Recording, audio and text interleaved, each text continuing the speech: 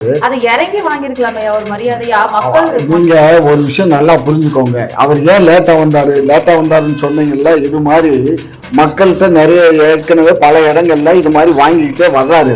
வாங்கிட்டு வரும்போது நேரம் ஆகி போகுது, வேற ஒரு நிகழ்ச்சிக்கும் அவர் போக வேண்டி இருக்கு. ஸோ அதனாலதான் அதை அவாய்ட் பண்ணி கார்ல உட்காந்து கண்ணாடி இறக்கி விட்டு அந்த பெட்டிஷனை வாங்குறாரு. ஒரு ஊனமுற்றவர் அவருக்கு இவருக்கு தெரியுமா? அவர் ஊனமுற்றவர்னு தெரியுமா? தெரியாது இல்ல. அதனால அவர் பேசுறாரு, நான் ஊனமுற்றவர் வண்டி மேல தான் உட்காந்துக்கிறாரு. அது கூட அவருக்கு ஏங்க ஒரு பெட்டிஷன்ஸ் நிறைய கூட்டம். அவர் ஊனமுற்றிருக்காரா இல்ல அவருக்கு ஏதாவது ஒரு பிசிக்கலி? சார் அது வண்டி மூவ் ஆன பின்னாடி தான் சார் தெரியுது. வண்டி மூவ் ஆகிறதுக்கு முன்னாடி அவர் உட்கார்ந்து இருக்க தெரியல. நல்லா பாருங்க. நான் சொல்ற கோரிக்கை சரியா இருக்கா இல்லையா? கோரிக்கை நாங்க அதை பண்ணல, எங்க அரசு எதுல நாங்க தான் பண்ணோம்னு அதுல என்ன இருக்கு? எங்க அவங்க அமைப்பை சேர்ந்தவங்களே அந்த தலைவர்கிட்ட நாங்க பேசிட்டோம், தலைவர் லெவல்ல பேசணும், பேசியாச்சு. கேட்கல தலைவர் என்ன பண்றாரு, எங்க துறையில சொல்லி வண்டியில ஏற்றி கொண்டு போய் அவரே அவங்க அசோசியேஷன் தலைவர் போலீஸ் வழிகட்டாயமா ஏத்துறாங்க. ஆமா, அவங்க ஹெல்ப் பண்ணாங்க. வழிகட்டாயம் இல்லைங்க, அவங்க வண்டியில ஏற முடியாது. வண்டியில கண்ணு தெரியாதவங்களுக்கு வண்டி தெரியாதுமா, அதனால கையை பிடிச்சி வண்டியில ஏற்றி கொண்டு உட்காந்து வச்சாங்க. மக்கள் பண்ணவங்கள வழிகட்டாயமா ஏற்றி விட்டாங்க அப்படின்னு சொல்லலாமா? தூக்கி விட்டாங்க. எங்களுடைய கட்சியை பொறுத்த மட்டும், எங்க தலைமையை பொறுத்த மட்டும் யாரையும் மதிக்காம இல்லை. ஏன்னா மக்கள் தான் எங்களுக்கே தவிர, மக்கள்கிட்ட வாக்க வாங்கி தான் நாங்க பொறுப்புக்கு வந்திருக்குமே தவிர வேற ஆளுகிட்ட வாங்கி போடல. அமெரிக்கால இருக்கவன்ட்ட ஓட்டு வாங்கி நாங்க ஆட்சிக்கு வரல. சரிங்களா? தமிழ்நாடு மக்கள் ஓட்டு வைக்க மாட்டாங்க. ஆகையினால ஏன் அமெரிக்கால ஓட்டு வைக்கலைன்னா, இப்போ இவன் $400 மில்லியன் கொடுத்துருக்காங்க தெரியுமா உங்களுக்கு? அதே மாதிரி ட்ரம்ப் கொடுத்தான். அதே மாதிரி ட்ரம்புக்கு ஓட்டளிக்கிறேன்னு சொல்லி ஆதரவா பேசினவங்களுக்கு எல்லாம் 10 மில்லியன் கொடுத்தாங்க. அதை கோர்ட் அப்புறம் தடை உத்தரவு போட்டுச்சு. எல்லா இடத்துலயும் எல்லாம் நடக்குதான் செய்யும். கொள்கை எல்லா இடத்துலயும் பரவி இருக்கு. பரவி இருக்கு. எதுல நாங்க தான் பண்ணோம்னு அதுல என்ன இருக்கு? எங்க அவங்க அமைப்பை சேர்ந்தவங்களே அந்த தலைவர்கிட்ட நாங்க பேசிட்டோம், தலைவர் லெவல்ல பேசணும், பேசியாச்சு. கேட்கல தலைவர் என்ன பண்றாரு, எங்க துறையில சொல்லி வண்டியில ஏற்றி கொண்டு போய் அவரே அவங்க அசோசியேஷன் தலைவர். போலீஸ் வழிகட்டாயமா ஏத்துறாங்க. ஆமா, அவங்க ஹெல்ப் பண்ணாங்க. வழிகட்டாயம் இல்லைங்க, அவங்க வண்டியில ஏற முடியாது. வண்டியில கண்ணு தெரியாதவங்களுக்கு வண்டி தெரியாதுமா, அதனால கையை பிடிச்சி வண்டியில ஏற்றி கொண்டு உட்காந்து வச்சாங்க. மக்கள் பண்ணவங்கள வழிகட்டாயமா ஏற்றி விட்டாங்க அப்படின்னு சொல்லலாமா? படிக்காம கையெழுத்து போட்டோம். படிக்காம கையெழுத்து போடல, டெஸ்டிங்க்கு தான் கையெழுத்து போட்டோம். எடுக்கிறது கையெழுத்து போடல. அங்க இருக்கா இல்லையான்னு தெரிஞ்சுக்கிறது தான் கையெழுத்து. தெரிஞ்சு என்ன பண்ண போறீங்க? தெரிஞ்சு என்ன பண்ண போறோம்? கத்திரிக்காயும் கருவாடு விற்க போறோம்.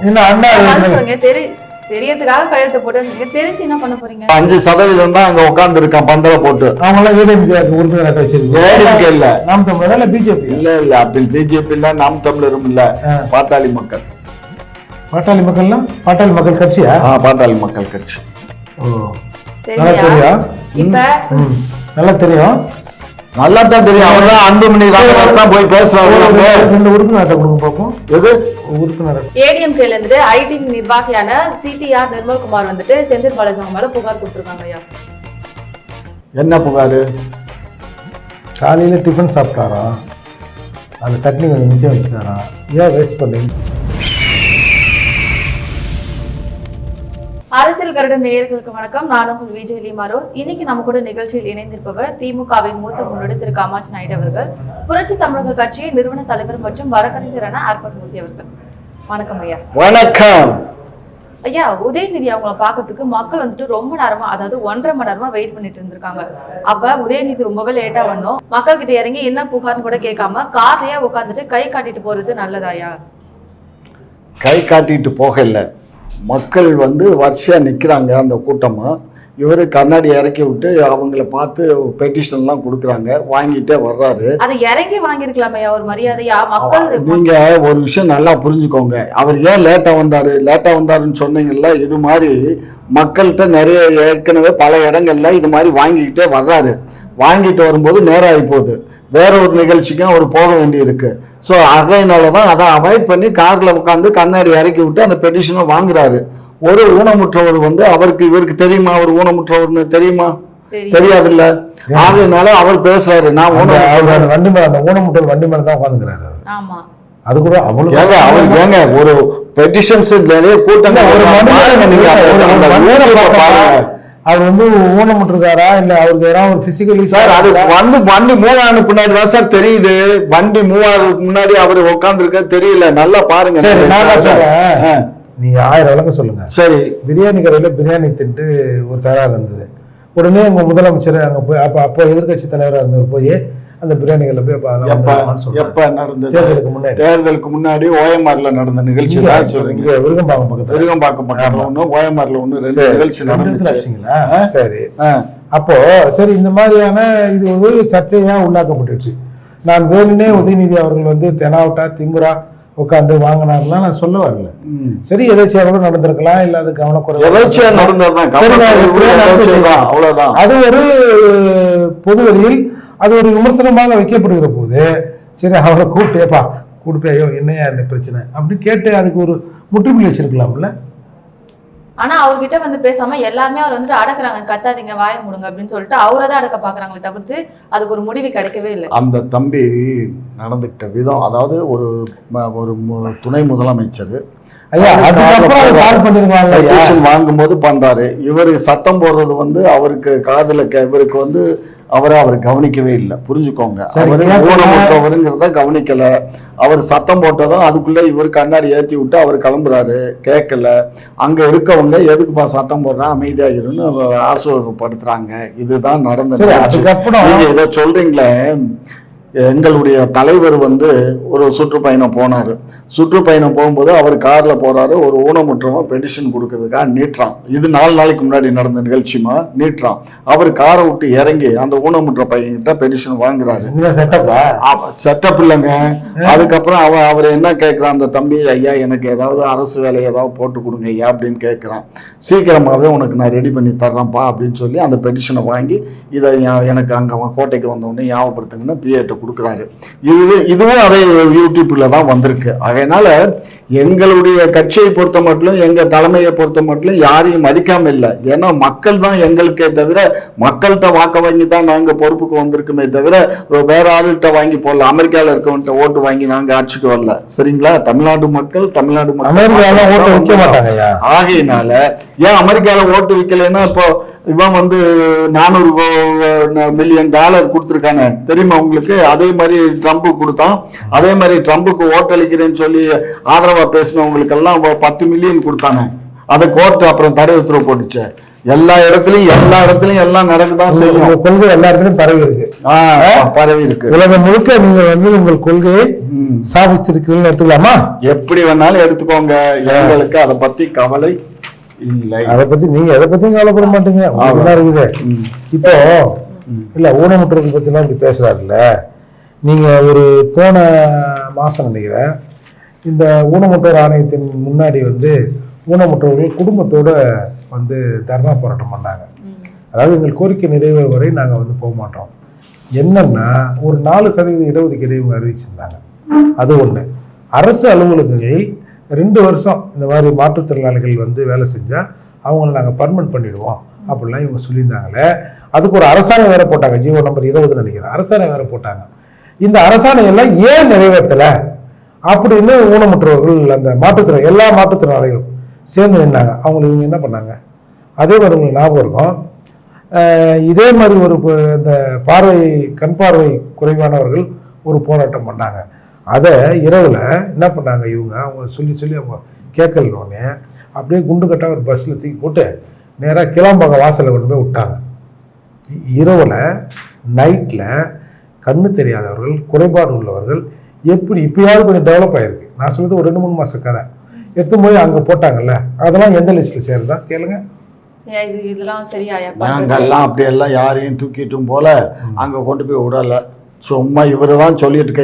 இதை 10 தடவை இந்த ஊடகத்துல பேசிட்டாரு. இது 3 மாசத்துக்கு முன்னாடி நடந்ததாக இவர் சொல்றாரு. இது கிட்டத்தட்ட 1 வருஷம் ஆகி போச்சு.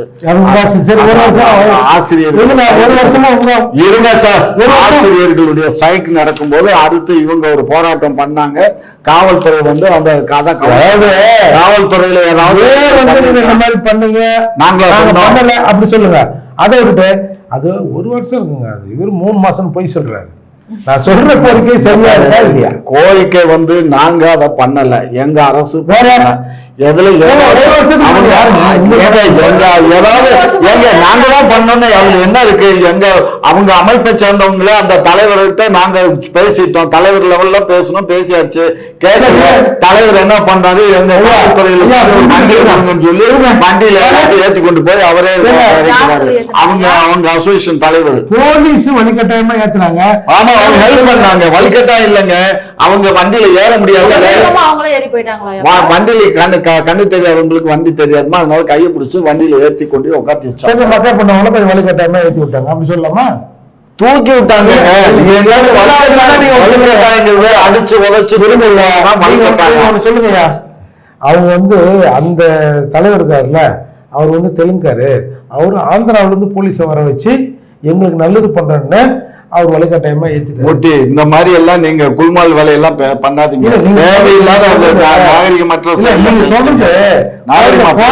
இருக்கீங்கய்யா. என்ன காவல்துறை வந்து வலுக்கட்டாயமா அவங்களை ஏத்தின்னு போய், வலுக்கட்டாயங்கிற வார்த்தையை டெலீட் பண்ணுங்க. கட்டாயம் கிடையாது, வலுக்கட்டாயம் இல்லையாது. அவங்க விருப்பத்தை நாங்க ஏற மாட்டோங்க, எங்களுக்கு கால் வலிக்குதுங்க, எங்களுக்கு தூக்கி அதை ஏத்தி விடுங்கன்னாங்க. போலீஸ் வந்து எங்களுக்கு கண்ணு தெரியாது, கையை பிடிச்சி ஏத்தி விடுங்கன்னா கையை பிடிச்சி ஏத்தி விட்டுருக்கு. இது என்ன தப்பு இருக்கு? நான் எதை பிடிச்சி ஏத்தி விட்டாங்கன்னா அப்ப அந்த புள்ள இருக்கு, இல்லைன்னா நான் சொல்லிடுவேன். சொல்லுங்க. நீங்க பண்ற அதுங்க, இது எங்க முதல்வர் கவனத்துக்கு வரவில்லைன்னு சொல்லுங்க. அதுல ஒரு நியாயம் இருக்கு. முதல்வர் கவனத்துக்கு இல்ல. இங்க பாருங்க, நாங்க என்ன எடப்பாடியா 18 பேர் அங்க சுட்டு கொண்ட போது நான் டிவியில பார்த்தான் தெரிஞ்சுக்கிட்டேன்னு சொல்றதுக்கு சும்மா இருங்க சார். தெரிஞ்சு படிக்காம கையெழுத்து போட்டது, படிக்காம கையெழுத்து போடல, டெஸ்டிங்க்கு தான் கையெழுத்து போட்டோம். எடுக்கிறது கையெழுத்து போடல, அங்க இருக்கா இல்லையான்னு தெரிஞ்சுக்கிறது தான் கையெழுத்து. தெரிஞ்சு என்ன பண்ண போறீங்க? தெரிஞ்சு என்ன பண்ண போறோம்? கத்திரிக்காயும் கருவாடு விற்க போறோம். தெரியறதுக்காக கையெழுத்து போட்டு சொன்னீங்க, தெரிஞ்சு என்ன பண்ண போறீங்க? தெரிஞ்சு என்ன பண்ண போறோங்கிறது அது ஃபியூச்சர்ல நாங்க பாப்போம். பின்னாடி என்ன பண்ணுவோம், அது மத்திய அரசு தான் விற்க முடியும். அது நாங்க விற்க முடியாதுங்க. மீத்தான் எல்லாம் நாங்க எடுக்க முடியலாது, நாங்க விற்க முடியலாதுங்க. அதெல்லாம் ஒன்றிய அரசினுடைய கட்டுப்பாட்டுல வரும். அப்புறம் அது இருக்குதா இல்லையான்னு தெரிஞ்சு ஒரு பூமிக்கடியில எங்கெங்க என்னென்ன வளங்கள் இருக்குங்கிறத ஒரு தேசம் தெரிஞ்சுக்கிறதுல இப்ப நிலக்கரி இருக்குன்னு நெய்வேலியில தெரிஞ்சதுனால சென்ட்ரல் கவர்மெண்ட் டிபார்ட்மெண்ட்டுங்க பாருங்க, சென்ட்ரல் கவர்மெண்ட் கேட்டுக்கிட்டது இது அடிப்படையில தான் அந்த இதுல கையெழுத்து போட்டது. புரிஞ்சு தெரியாம கையெழுத்து போட்டீங்க? தெரியாம கையெழுத்து போடல. வந்து சுட்டுக் கொல்லப்பட்டது டிவியில பார்த்தா தெரிஞ்சீங்கன்னு சொன்னதை விமர்சனம் பண்றேன். நீங்க நீட் இடத்துல கையெழுத்து போட்டுருவீங்களா? மீத்தேன் இருக்கா இல்லையான்னு டெஸ்ட் பண்றதுக்காக தெரியாம படிக்காம கையெழுத்து போட்டு உங்க முதல்வர் சொன்னாரா இல்லையா? ஏங்க பிஏ இந்த மாதிரி படிச்சுட்டேன், ஏங்க ஒரு பிஏ இருக்காரு, பிஏ சொல்றது தானே முதலமைச்சர் கேட்பாரு. எல்லா பேப்பரையும் பக்கம் பக்கமா படிச்சுக்கிட்டு ஒரு முதலமைச்சர் கையெழுத்து போடுறதுங்க. அதுக்குதான் 2 செக்ரட்டரி 4 பிஏ இருக்கா. கூட எல்லாம் வந்து நாங்க வந்து பேச முடியாது இல்ல படிச்ச பிஏவை பக்கத்துல வச்சுக்க வேண்டியதானே? ஏமா எல்லாமே ஐஏஎஸ் படிச்சவங்க தான் இருப்பாங்க. அப்ப சிஎம் இருக்கக்கூடிய செக்ரட்டரிஸ்க்கெல்லாம் மூளை இல்லையா? நான் என்ன சொல்றேன், அவங்க படிச்சு பார்த்து தான் கையெழுத்து வைக்கிறாங்க. இவரு தான் மூளை இல்லைங்கிறாரு. அப்ப சிஎம் செக்ரட்டரிஸ்க்கு மூளை இல்ல. நான் ஒத்துக்கிறேன். இவர் தான் பேசுறாரு. அவர் தான் வச்சாருன்னா அப்ப அவருக்கு அந்த விஷயத்துல அந்த அது என்ன தன்மையோட விஷயம் அவருக்கு தெரியல. தெரியாம எப்படி இருக்கும் பாரா? அப்ப வேற என்ன முதல்வர் மாட்ட விட்டாரா? டெஸ்ட்ங்கிறது வேற, எடுக்கிறதுங்கிறது வேற. எடுக்கிறதுக்காக கையெழுத்து போடல, டெஸ்ட் பண்றதுக்காக கையெழுத்து போட்டாங்க. இப்ப பரந்தூர்ல நிலம் இருக்குல்லாம் ஒரு தாசில்தார் நியமிச்சிருக்கீங்களா? அது வந்து முதல்வருக்கு தெரிஞ்சு போட்டாங்களா, முதல்வருக்கு தெரியாம யாரா போட்டாங்களா? இங்க பாருங்க, பரந்தூர் விமான நிலையம் 2 முறை மாத்தி மாத்தி போட்டிருக்கு. நான் கேட்டது முதல்வர் அவர்கள் கவனத்துக்கு உட்பட்டு போட்டாங்களா, இல்ல யாராவது செக்ரட்டரியா வந்து தாசில்தார் அதெல்லாம் அப்படி போட இயலாது. அதெல்லாம் வந்து அரசினுடைய முக்கியமான பிரச்சனை. அதனால அமைச்சரவையில தீர்மானங்கள் அமைச்சரவையிலேயே நாலேஜுக்கு சொல்லி அமைச்சரவையில தீர்மானம் நிறைவேற்றணும்னா முதலமைச்சரை வச்சுதானே அந்த தீர்மானம் நிறைவேற்றப்படுது. முதலமைச்சர் தானே கையெழுத்து போட்டு அந்த இடத்த வந்து ரெவன்யூ டிபார்ட்மெண்ட் அந்த முதலமைச்சர் கையெழுத்து போட்டோம்னா அந்த கோப்புல கையெழுத்து போட்டிருப்பாரு. அதுக்கு ஆர்டர் போட்டது பறிக்கிறாங்கன்னு சொல்லலாமா? முதல்வருடைய ஒப்புதல் பேர்ல தான் அங்க பறிக்கல, அவங்க ஒரு சில நிலத்தை கூட நாங்க வந்து பரந்தூர் விமான நிலையத்துக்கு விட முடியாது நாங்க தடுப்போம். அன்னைக்கு 100 ரூபாய் சென்ட்டுக்கு வந்து அன்னைக்கு வந்து 1000 ரூபாய் ஒரு சதுரடிக்கு 100 ரூபாய் பிக்ஸ் பண்ணாங்க. இன்னைக்கு நாங்க 500 ரூபாய் கொடுக்குறோம். 100 ரூபாய் எங்க, 500 ரூபாய் எங்க? தங்க ஒரு சின்னத்துல கல்ல குத்திடலாமா? கல்ல குத்தி இங்க பாருங்க, 100 ரூபாய் கொடுக்குற இடத்துல 500 ரூபாய் கொடுத்து தங்க ஊசின்றதால இப்ப பரந்தூர் விமான நிலையத்துக்கு 95% நிலத்தை எடுத்தாச்சு. 95% மக்கள் அவங்க முன் வந்து அவங்களே கொடுத்துட்டாங்க. அவங்களே வந்து ஆமா ஆமா அவங்களே எடுத்துக்கோங்க. இவ்வளவு காசு வரும்போது யாருமா வேணாம் இருப்பா? கஷ்டப்பட்டு உழைச்சு உழைக்காம காசு வரும். 2026 தேர்தல் கூட வேணாங்க, நாங்க உங்களுக்கே வந்து அடுத்த தடவை சிஎம் ஆகிறேன்னு கூட ஜனங்க ஒப்புதல் கொடுத்துருக்காங்க. இல்ல ஜனங்கள் ஒப்புதல்னா சட்டத்துல அது செல்லாது, இது செல்லும். 95% எல்லாமே செல்லுங்கய்யா.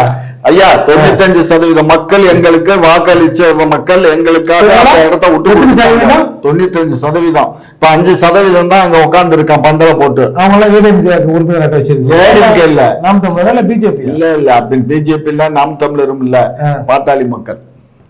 பாட்டாளி மக்கள்னா பாட்டாளி மக்கள் கட்சியா? பாட்டாளி மக்கள் கட்சி. ஓ, நல்லா தெரியும். இப்ப நல்லா தெரியும், நல்லா தான் தெரியும். அவர் தான் அன்புமணி ராமதாஸ் தான் போய் பேசுறாரு. 2 உறுப்பினர் கொடுங்க பாப்போம். எது உறுப்பினர்? அது அப்புறம் எதுக்கு அன்புமணி ராமதாஸ் அங்க போறாரு? ஏங்க நாம் தமிழர் சீமான் போனாரு. அதெல்லாம் செல்லாது பழசு. இப்ப லேட்டஸ்ட் 95% எடுக்கல. நீங்க உங்களுடைய திமுக தலைவர் மாதிரியே எல்லாரும் வந்து 2 முகம் காட்டுவாங்கன்ற மாதிரி நினைக்கிறீங்களா? அப்ப போனா எதிர்ப்போம், இப்ப போனா ஆதரிப்போம்னு. சார், எங்களுக்கு அதை பத்தி கவலை இல்லை. இது நாங்க ஒண்ணும் எங்க வீடு கட்டுறதுக்காக நாங்க பரந்தூர் விமான நிலையத்தை எடுக்கல. இது மொத்த நாட்டினுடைய நலனை கருதி நிலம் எடுக்கிறது அது பிரச்சனை இல்லையா? போன தடவை இதே மாதிரி தானே எதிர்த்தது, அப்ப ஏன் எதிர்த்ததுன்னு கேக்குறேன். அதுக்கு நீ ஒத்துக்கிற மாதிரி நீங்க ஒரு பதில சொல்லிட்டா போதும். சார், நாங்க அப்ப எதிர்கட்சியா இருந்தோம், ஆதரிப்போம். இது சகஜம் தானே. இது என்ன இருக்கு, எல்லாரும் நடைமுறை பழக்கம் தான். இதுல என்ன பெரிய விஷயம் எல்லாம் ஒண்ணும் இல்ல. சரி, இப்படி பேசுறீங்க, நாங்க உங்ககிட்ட ஒண்ணு பேச வேண்டாம், அடுத்தது போவோம். இப்ப அமைச்சர் செந்தில் பாலாஜி மேல திருப்பியும் வந்துட்டு அவர் ஊழல் பண்ணிருக்காரு அப்படின்னு சொல்லிட்டு புகார் அளிச்சிருக்காங்க. திமுக வந்துட்டு ஊழல் பண்ணி தான் வந்துட்டு ஆட்சி நடத்தணும்னு இருக்கிறீங்களா ஐயா? ஏடிஎம்கே ஐடி விங் நிர்வாகியான சிடிஆர் நிர்மல்குமார் வந்துட்டு புகார் அளிச்சிருக்காங்க. இதெல்லாம் செல்லாது. இது வந்து எதிர்கட்சியில வந்து எங்க மேல பொய்யான பரப்புரை பண்றது சகஜம். செந்தில் பாலாஜி அவங்க இல்லன்னா மறுக்கவே இல்லை, அவர் புகார் எடுத்துன்னு இருக்காங்க. இங்க பாரு, 1000 பேர் 1000 புகார் கொடுக்கலாம். எல்லாம் நீதிமன்றத்துல குற்றங்கள் நிரூபிக்கப்பட்டால் மட்டுமே ஆகும். இதெல்லாம் செல்லாது. தெளிவா வந்துட்டு ஏடிஎம்கேல இருந்துட்டு ஐடி நிர்வாகியான சிடிஆர் நிர்மல்குமார் வந்துட்டு செந்தில் பாலாஜி அவங்க மேல புகார் கொடுத்திருக்காங்க ஐயா. என்ன புகாரு? காலையில டிஃபன் சாப்பிட்டாராம், அதுல சட்னி கொஞ்சம் மிச்சம் வச்சுட்டாராம், ஏன் வேஸ்ட் பண்றீங்கன்னு. டெண்டர் விதிமுறை வந்துட்டு ஒழுங்கா பின்பற்றல அப்படின்னு சொல்லிட்டு புகார் கொடுத்திருக்காங்க. எந்த டிபார்ட்மெண்ட்ல? அதனால மின்சார வாரியம். மின்சார வாரியத்துல இல்ல, அவர் எந்த டிபார்ட்மெண்ட் இருக்காரு? மின்சாரம் இருக்கு, டாஸ்மாக் இருக்குல்ல. ஓ, டாஸ்மாக் அது நம்ம அதை கேட்க முடியாது ஐயா, அது ஏற்கனவே ஊழல் தானேயா.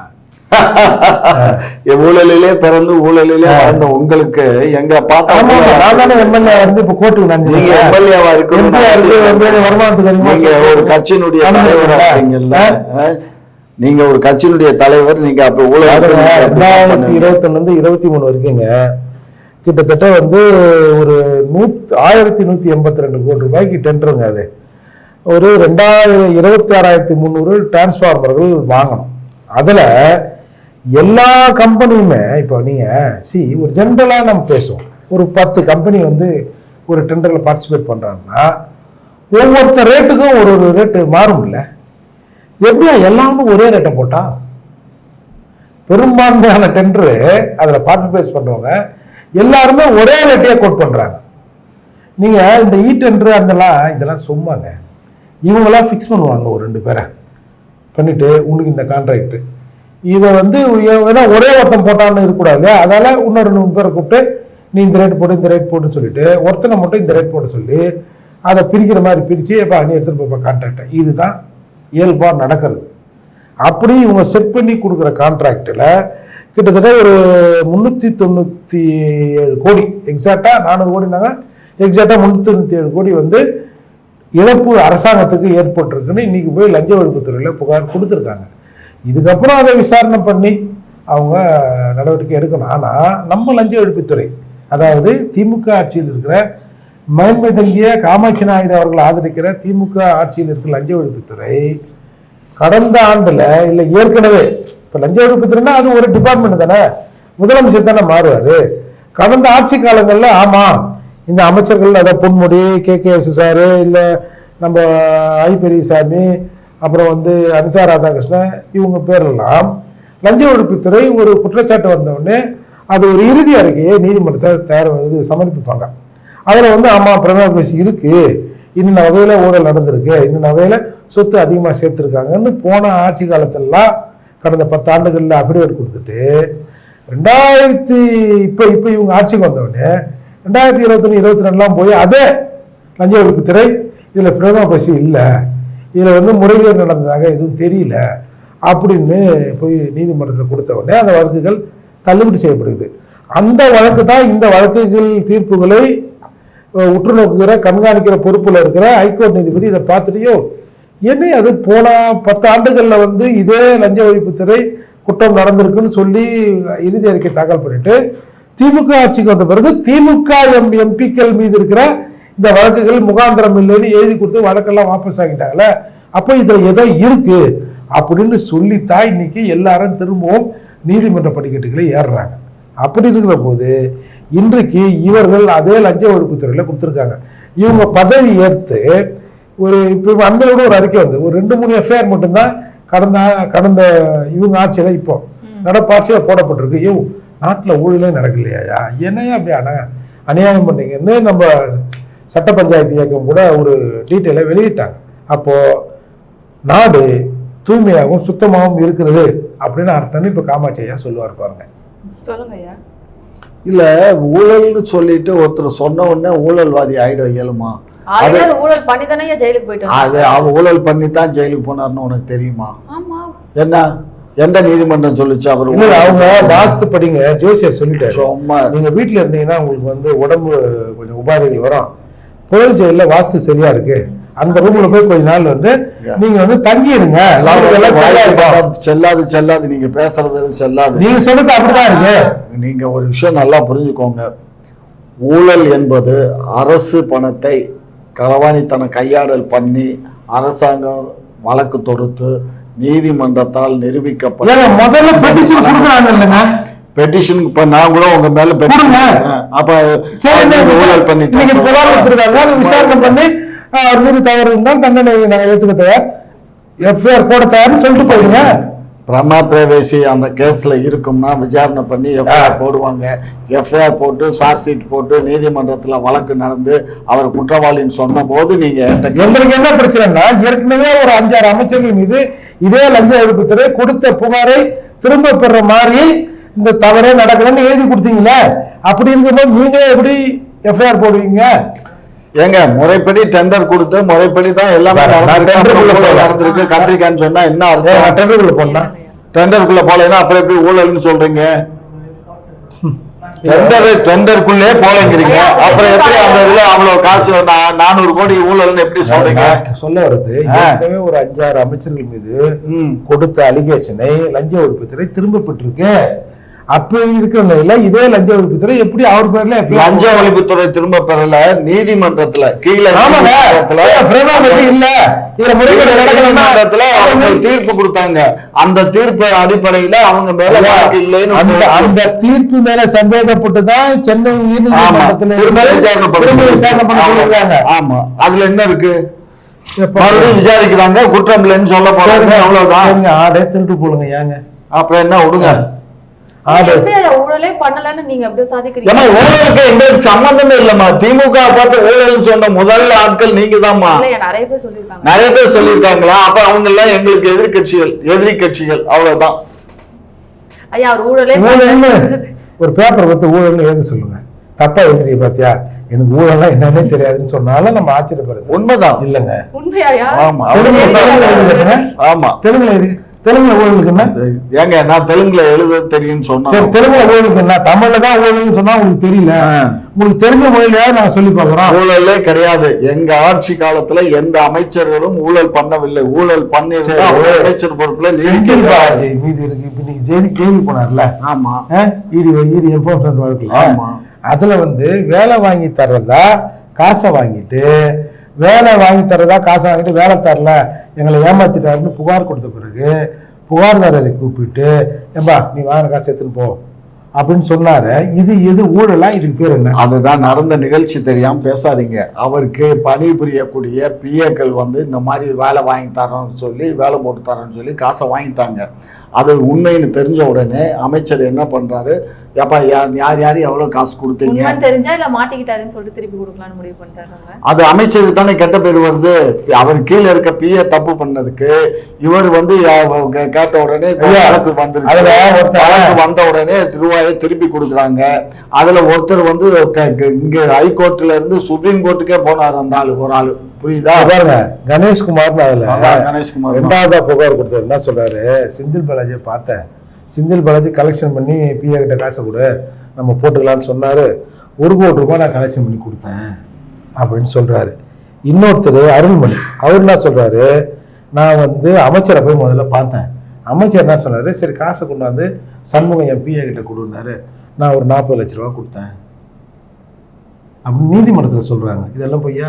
கண்ண ரோட்ல போறவன் எதை வேணாலும் பண்ணலாம், எல்லாமே எதிர்க்க. செந்தில் பாலாஜி மீது யார் சொன்னா நீங்க ஒத்துப்பீங்க? செந்தில் பாலாஜி மேல யார் சொன்னா இந்த மாதிரி தவறான தகவல்களை பரப்புரை பண்ண சொல்லி கையூட்ட வாங்கிக்கிட்டு எங்க அரசுக்கு சம்பந்தம் இல்லாத ஆட்கள் சொல்றாங்க. அதாவது நீங்க இதை எப்படி திரும்ப திசை மாத்துறீங்க? ஃபர்ஸ்ட் ஒருத்தன் வந்து புகார் கொடுக்குறாயா, அவன் பேர் வந்து தேவசகாயம். அவன் என்ன சொல்றாரு, அந்தால வேலை வாங்கி தர்றதா என்னை வந்து கொஞ்சம் பேர் ஏமாத்திட்டாங்க அப்படின்னு புகார் கொடுக்குறாங்க. அது கிரைம் நம்பர் வந்து 441 2015 அதில் வந்து சீட்டிங்கு, ஃபோர்ஜரி இந்த மாதிரி கேஸ் எல்லாம் போட்டுறாங்க ஐயா. அதுக்கப்புறம் விசாரணையில் செந்தில் பாலாஜி மீது எஃப்ஐஆர் போடப்படுது. ஏன்னா அவர் தானே வெட்டு. உடனே இந்த தேவசாயத்தில் பேசி கீசி தேவசாயம் என்ன சொல்றாரு, என்ன வந்து வேலை வாங்கி தரதா வந்து கொஞ்சம் பேர் வந்து அப்ரோச் பண்ணாங்க, நான் காசு கொடுத்தேன். அப்புறம் பார்த்தா யாரோ செந்தில் பாலாஜியா, அவரோட பேருக்கும் புகழுக்கும் கலங்கம் விளைவிக்கிற மாதிரி செந்தில் பாலாஜி பேரை எஃப்ஐஆர்ல சேர்த்துட்டாங்க. எப்படியா? இது எந்த ஊர்லயாவது நடக்குமா? அவன் ஊழல் பண்ணிட்டான்னு சொன்னதை மாத்திரம் நம்புவீங்க. அவரு யாருன்னே தெரியாது, அவர் ஊழல் பண்ணிட்டாருன்னு பொய்யா சொன்னாங்கிறத மாத்திரம் நம்ப மாட்டீங்க. போக்குவரத்து துறையில பணம் கொடுத்தா செந்தில் பாலாஜி கிட்ட கொடுப்பாங்களா, காவல்துறை அமைச்சர்கிட்ட போய் கொடுப்பாங்களா? செந்தில் பாலாஜியுடைய அமைச்சர் எந்த அமைச்சராவது கையில காசு அவன் சொன்னான்ல, நான் செந்தில் பாலாஜி பார்த்தேன், அவன் சொல்லுவாங்க சொலக்காய்க்கு உப்பு இல்லையா, நீங்க தான் முடிச்செல்லாதுமா, விடுமா, முடிச்சிருமா, பொருளை திருப்பி கொடுத்துறா, நீ திருட்டு குற்றம் இல்லையா? இங்க பாரு, அவர் யாருகிட்டயாவது கை நீட்டி காசு வாங்கினாருன்னு சொல்ல அவரு நேரடியாக அவர் மனைவி அக்கௌண்ட்ல பணம் போகுதுயா. அந்த பணம் வந்து அக்கௌண்ட்ல வந்து டெபாசிட் பண்றாங்க.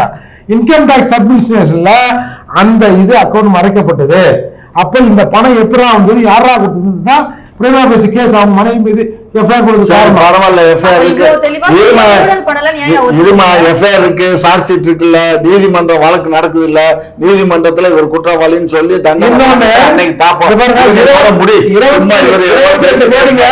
யூனியன் பேங்க் ஏதோ ஒரு பேங்க்ல வந்து ஒரு நிலத்தை அடமானம் வச்சு ஒரு அனுராதான்னு நினைக்கிறேன், அந்த அம்மா வந்து பணம் வாங்குதுங்க 22 கோடிங்க.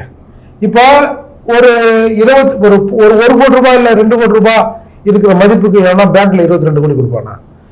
ஒரு 50 கோடி ரூபாய் இருந்தா கூட 22 கோடி தரமாட்டான். அதிகமா இருக்கும் போது தான் 22 ரூபாய் தரான். அந்த லேண்டை ஒரு 11 லட்சத்துக்கு இவங்க வந்து ரிஜிஸ்டர் பண்றாங்க. அதோட வேல்யூ அவ்வளவுதான். ஆனா அந்த பொம்பளை அந்த 22 கோடி அந்த பேங்க்ல கட்டுறான். அப்படி கட்டிட்டு ஒரு 11 லட்சத்துக்கு அந்த லேண்டை வந்து ரிஜிஸ்டர் பண்றாங்கன்னா கேனப்பாய கூட நம்ப மாட்டான். காமாட்சியா ஒரு படிச்சவர் ஐயா, இங்க பாருங்க, லேண்ட் வேல்யூ அந்த இடத்துல அவ்வளவுதான் இருந்திருக்கு. அந்த லேண்ட் வேல்யூக்கு டாக் பண்ணி போட்டிருக்காங்க 11 லட்சத்துக்கு. 11 லட்சம், ஒரு 11 கோடி கூட சரி சார். இந்த லேண்ட் வேல்யூ அந்த இடத்துல அந்த சர்வே நம்பர் அந்த ரேட்டுக்கு போகும், அதனால அதுக்கு போட்டிருப்பாங்க. ஆனா ரூபா கொடுத்துருக்காங்க, ரூபா கொடுத்துருச்சு, ஒத்துக்கிட்டாங்க சார். 22 கோடி கொடுத்தா ஒத்துக்கிட்டாச்சு. அத யாருங்கிறதெல்லாம் அப்புறம் வரட்டும், அதை ஒத்துக்கிட்டாச்சு. லேண்ட் வேல்யூ எடுக்கிறவன் கைய நக்கறால ஒரு நியாயம் இருக்குங்க. எட்ட நின்னு பாக்குற காமாட்சி நாயுடுல கையை நக்கினுங்கிற. நான் ஒண்ணும் நக்க வேண்டாம், நீங்க இப்படி எல்லாம் பேசுறேன், உங்களோட நான் உட்காந்து பேச முடியுமா? செந்தில் பாலாஜி நான் காசு வாங்கினா அவன் திருப்பி கொடுத்துறேன். ஐயா இன்னைக்கு எங்ககிட்ட நிகழ்ச்சியில கலந்து நிறைய விஷயங்கள் கிட்ட பகிர்ந்து பண்ணீங்க. இன்னைக்கு நீ நிகழ்ச்சி வந்தமைக்கு நன்றி. நன்றி. மீண்டும் மற்றொரு நிகழ்ச்சியில் சந்திப்போம். வணக்கம்.